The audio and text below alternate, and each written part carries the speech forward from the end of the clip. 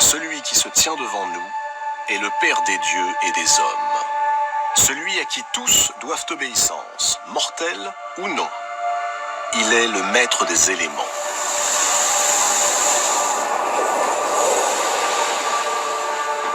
Il préside à tous les phénomènes atmosphériques, aussi bien les vents mauvais que ceux qui apportent la pluie bienfaitrice.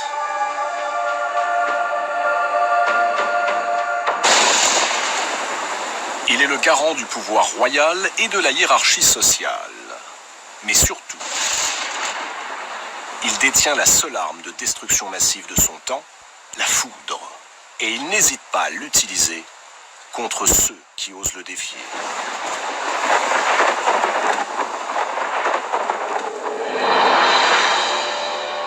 De tous les noms que portent les divinités, le sien est celui qui nous est le plus familier, Zeus. Observez-le. Voyez comme il est majestueux avec sa barbe fournie et sa longue chevelure.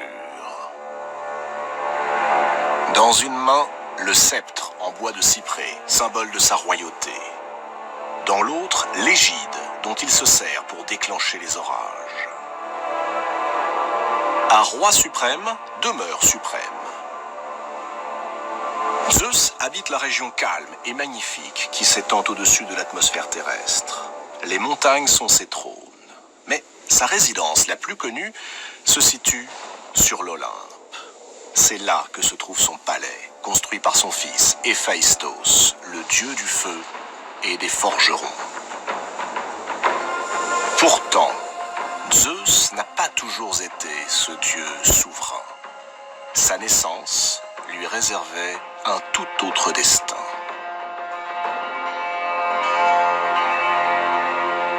Tout a commencé dans la nuit des temps, avant le temps.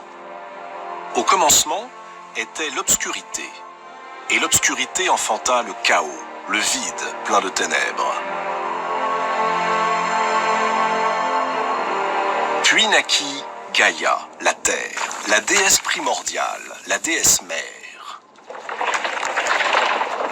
Et du ventre de Gaïa surgirent les hautes montagnes, les cimes couronnées de neige, et les grottes, et les forêts, les océans et leur écume, et les plaines, et les fleuves. Plus tard, alors que ce monde prenait forme, apparut Eros, le souffle, l'invisible, qui suscite chez les êtres l'impérieux besoin de se rapprocher et de s'accoupler. Gaïa, la terre-mère, est seule. Personne ne l'aime et elle n'aime personne. D'ailleurs, qui pourrait-elle aimer à part elle-même? Rien, sinon le chaos. Alors, pour combler sa propre solitude, Gaïa décide d'enfanter Ouranos, le ciel, son parfait contraire. Le ciel et ses myriades de constellations. Et le ciel vient se poser sur Gaïa, se lever contre elle. Les voilà devenus presque un couple. Le ciel, la terre, les deux plans superposés de l'univers. Et maintenant, il serait bien que de leur étreinte jaillissent des êtres vivants. C'est là qu'intervient Eros. Insensiblement, il insuffle en Ouranos cet élan mystérieux que l'on appelle le désir. Et Ouranos succombe, se fond dans Gaïa et lui fait l'amour. Pas une fois, mais 100 fois. Pas un jour, mais 1000 jours. Bientôt naissent une ribambelle d'enfants.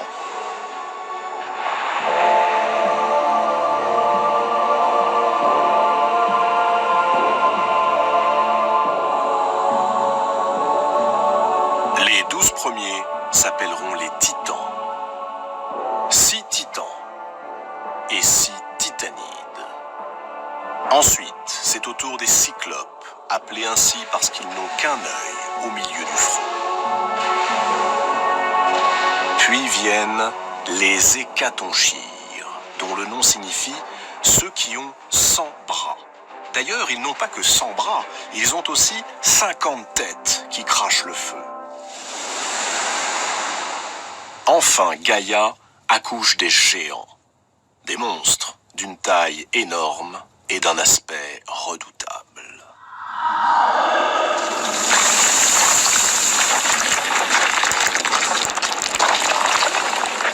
Seulement voilà, tous ces enfants sont incapables de bouger. Ils restent là, prisonniers du giron de leur mère, à l'endroit même où ils ont été conçus. Et pour cause, le ciel, Ouranos, demeure littéralement collé à la terre, Gaïa. Il n'existe pas entre eux le moindre espace qui permettrait à leur progéniture d'aller vers la lumière, de vivre une existence autonome. Dès qu'ils tentent de s'évader, leur père, Ouranos, les repousse sans ménagement.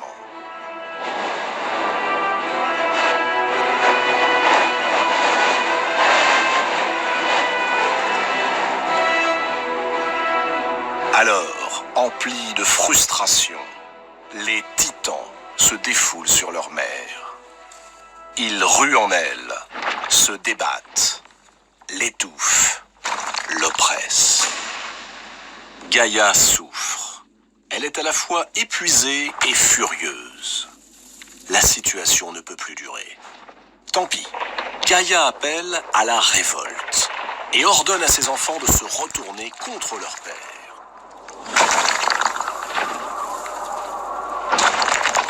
Personne ne bouge.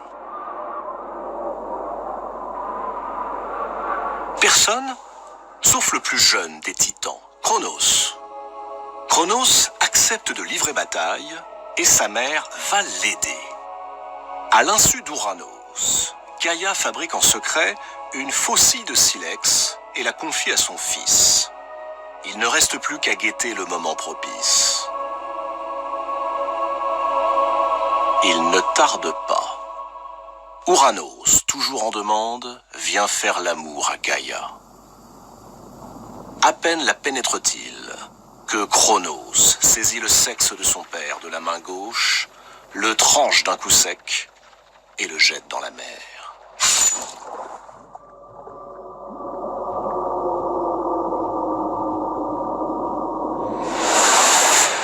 Ouranos, dévasté par la douleur, se recule, s'écarte violemment de Gaïa. Et ça y est, enfin, les voilà séparés. Dès cet instant, Ouranos, le ciel, se fixe tout en haut du monde pour n'en plus bouger. Les titans, les cyclopes, les géants, libérés, peuvent abandonner le giron de leur mère. On dit que les gouttes de pluie qui tombent du ciel ne sont autres que les larmes d'Ouranos. Larmes de douleur, larmes de remords, larmes de nostalgie. Ouranos vaincu, Cronos prend le pouvoir. Et il s'empresse d'épouser sa sœur, Rhea. On pourrait s'imaginer que la sérénité va régner, mais il est bien connu qu'une fois au sommet du pouvoir, les princes ne supportent pas d'en être délogés. Ayant été prévenu par Gaïa que l'un de ses fils lui volerait un jour le trône, Cronos se met à dévorer tout cru ses enfants dès que Rhea les met au monde.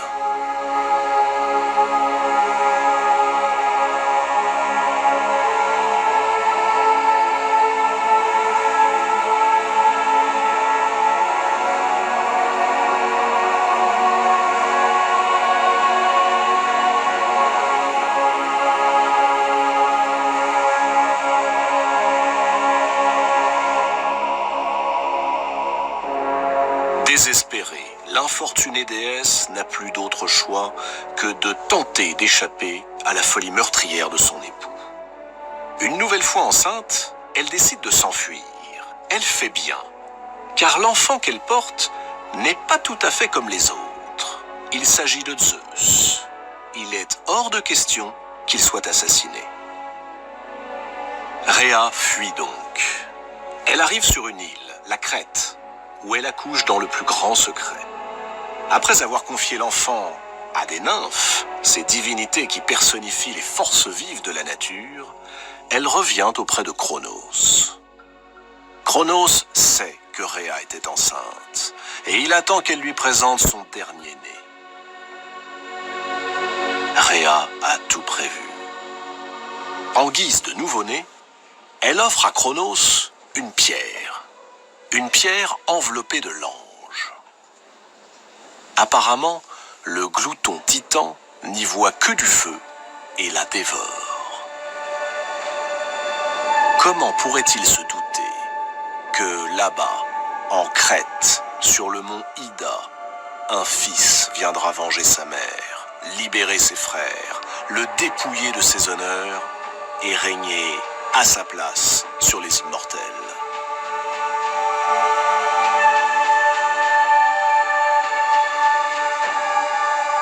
Dans les montagnes crétoises, Zeus grandit sous le regard protecteur de sa grand-mère, Gaïa, la terre-mère, et des nymphes. Il est nourri d'ambroisie et de nectar que lui apportent les colombes et les aigles. Il savoure de délicats rayons de miel que les abeilles distillent exprès pour lui.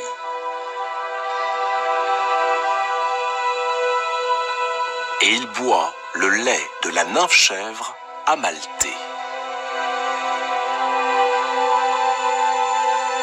Une fois devenu maître de l'univers, Zeus n'oubliera pas ses bienfaitrices.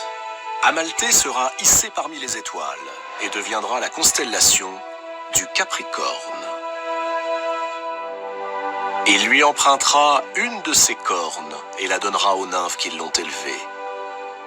C'est la célèbre corne d'abondance, celle qui ne se vide jamais de ce que son possesseur souhaite boire et manger.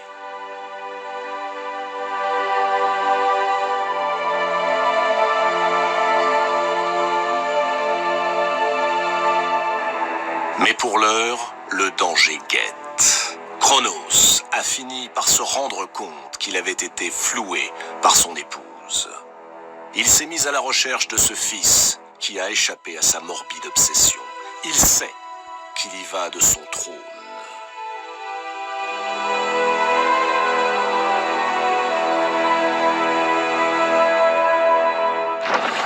Cronos fouille, il soulève les monts et les collines, il scrute les mers, mais ne trouve rien. Et pour cause, on a caché le berceau du petit Zeus dans une caverne du mont Ida. Et devant l'entrée, de curieuses créatures ont été postées. Les curettes. Qui sont-ils? De turbulents démons. Ils ont reçu l'ordre de se livrer à des danses guerrières en entrechoquant leurs lances et leurs boucliers afin de couvrir les vagissements du jeune dieu, que son père ne doit surtout pas entendre. Les années passent. Zeus grandit.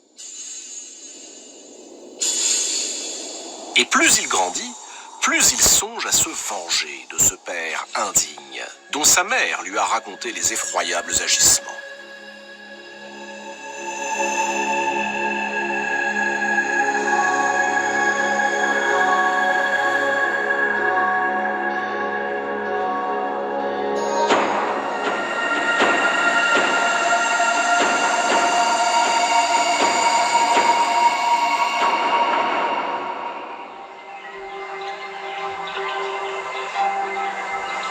Devenu adulte, Zeus rencontre Métis, une océanide, une nymphe de la mer, la fille des titans Océan et Thétis.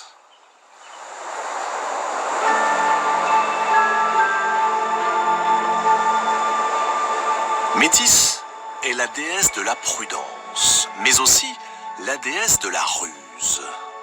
Le jeune Zeus décide de la séduire et il y parvient sans peine. Tout naturellement, il lui confie ses origines, son désir de faire payer à son père les crimes dont il s'est rendu coupable, et son vœu de libérer ses frères et sœurs, enfermés dans la panse de Cronos. Comment s'y prendre? Métis lui suggère la solution, en faisant boire à Cronos un émétique, une drogue qui le fera vomir. Pour tromper le goût, ajoute Métis, tu le mélangeras à du miel. Excellente idée, mais où trouver pareil breuvage? Métis sourit. Pourquoi ne poses-tu pas la question à ta mère? Elle saura. Suivant le conseil de Métis, Zeus va voir Rhéa et lui expose le projet. Rhea applaudit au stratagème. Elle compose la drogue et la confie à son fils, après l'avoir introduit à la cour de Cronos comme échanson, ce jeune garçon chargé d'offrir à boire aux dieux. Une fois devant son père, Zeus lui tend la coupe. Cronos, qui ne se doute de rien, la prend. Mais à peine a-t-il bu le breuvage qu'il commence par vomir la pierre, cette fameuse pierre emmaillotée. Puis il régurgite un à un tous les enfants que Rhea avait mis au monde. Furieux d'avoir été dupé et bien déterminé à conserver son trône, Cronos décide de faire rendre gorge à son fils. Il rallie à lui tous les titans, ses frères et sœurs.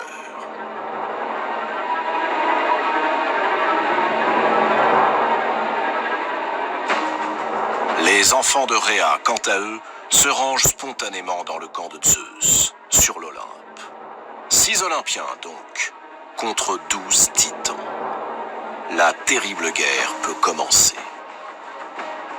Elle sera connue sous le nom de Titanomachie et durera des centaines d'années.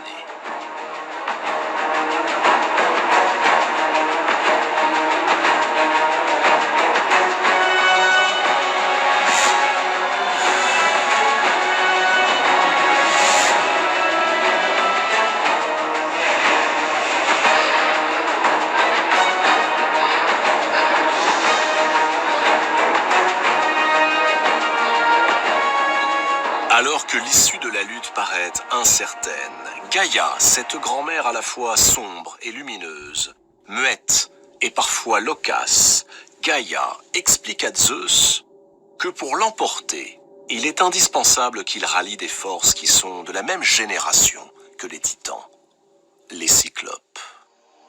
Les cyclopes étant des divinités primordiales, ils possèdent encore en eux toute la brutalité, toute la violence inhérente aux premières créations. De plus, précise Gaïa, les cyclopes apporteront à Zeus l'arme absolue, le tonnerre, la foudre et l'éclair.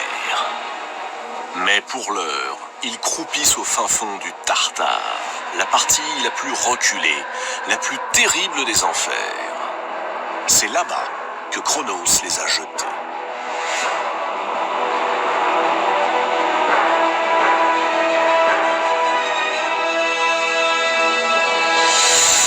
Il suffirait que Zeus les libère pour obtenir leur soutien. Zeus accepte et, secondé par ses créatures borgnes, il ne tarde pas à remporter la victoire sur les titans. Serait-ce enfin la paix? Non. Car Gaïa, qui avait pourtant aidé son petit-fils à prendre le pouvoir, lui reproche à présent d'en avoir définitivement écarté ses propres enfants, les titans. Aussi lance-t-elle contre Zeus les géants, ces créatures réputées invincibles. Et une nouvelle guerre commence. Une nouvelle guerre, appelée cette fois la gigantomachie, et qui durera bien après l'arrivée des mortels sur Terre.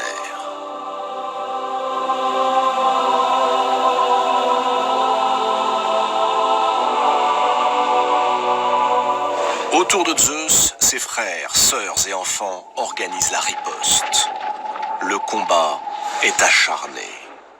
Zeus parvient à confisquer l'herbe magique. Cette herbe, dit-on, assurait l'invulnérabilité aux géants. Mais rien n'y fait.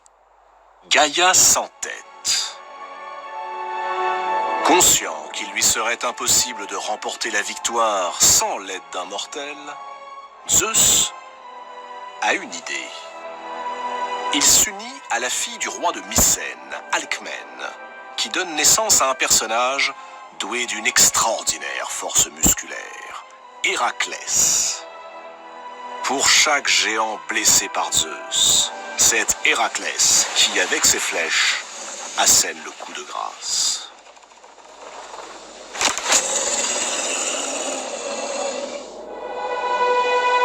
Une fois encore, Zeus l'emporte sur ses ennemis. Et comme pour laisser une trace tangible de sa victoire, il va déposer à Delphes la grosse pierre avalée puis régurgitée par Cronos à sa place. c'est l'omphalos, le nombril du monde, le centre de l'univers. Elle s'y trouve encore de nos jours.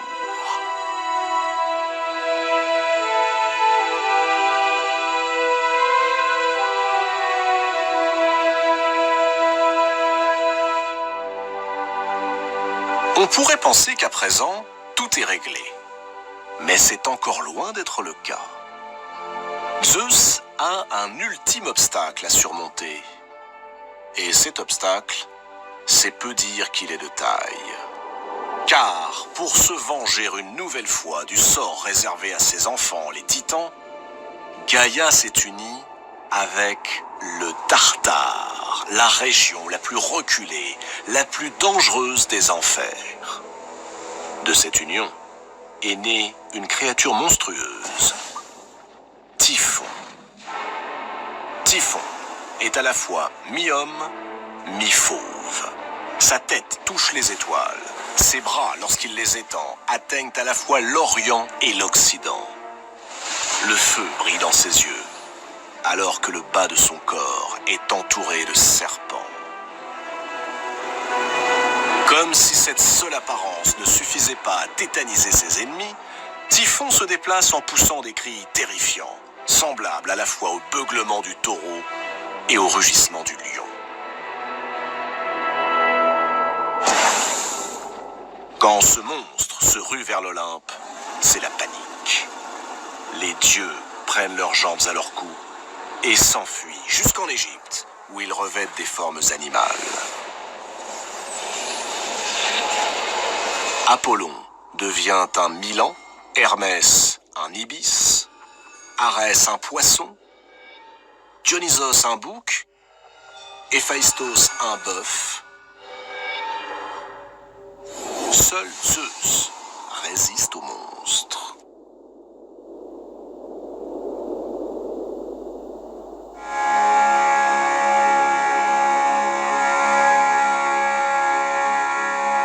Cette fuite en Égypte aura pour conséquence inattendue un entrelacement des divinités grecques et égyptiennes. Typhon sera identifié à Seth, le frère ennemi d'Osiris. Zeus sera assimilé à Horus. Dionysos deviendra Osiris. Déméter, Isis, etc. Surprenant brassage de deux mondes que rien, a priori, n'aurait dû rapprocher. Mais revenons au combat que livre notre héros, Zeus, contre Typhon. Il fut bref et sans appel. Alors que Typhon cherchait Zeus à travers la mer de Sicile, ce dernier souleva le mont Etna et le projeta sur son ennemi. Typhon enterré sous l'Etna, l'autorité de Zeus est enfin incontestable.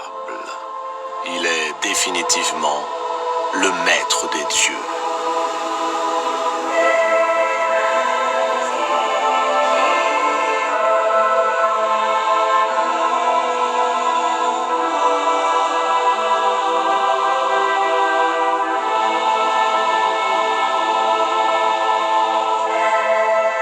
Maintenant, l'heure est venue de partager l'univers. Zeus s'octroie le pouvoir suprême et choisit pour résidence le royaume du ciel. Poséidon, son frère aîné, est promu maître des mers. Hadès, son autre frère, reçoit, lui, les clés du royaume souterrain avec le pouvoir de régner sur les puissances infernales. Nous sommes désormais devant un univers hiérarchisé, organisé. À son sommet règne l'ordonnateur du monde issu du chaos. Tout ce qu'il y avait dans le ciel a été chassé, soit enfermé dans le Tartare, soit expédié sur terre, chez les mortels. Un Dieu tout-puissant est né. Mais ce Dieu n'impose aucun dogme, il n'a besoin d'aucun clergé. Zeus, qui va désormais gouverner le monde, doit assumer une lourde tâche, instaurer l'ordre, mais aussi se garder du despotisme.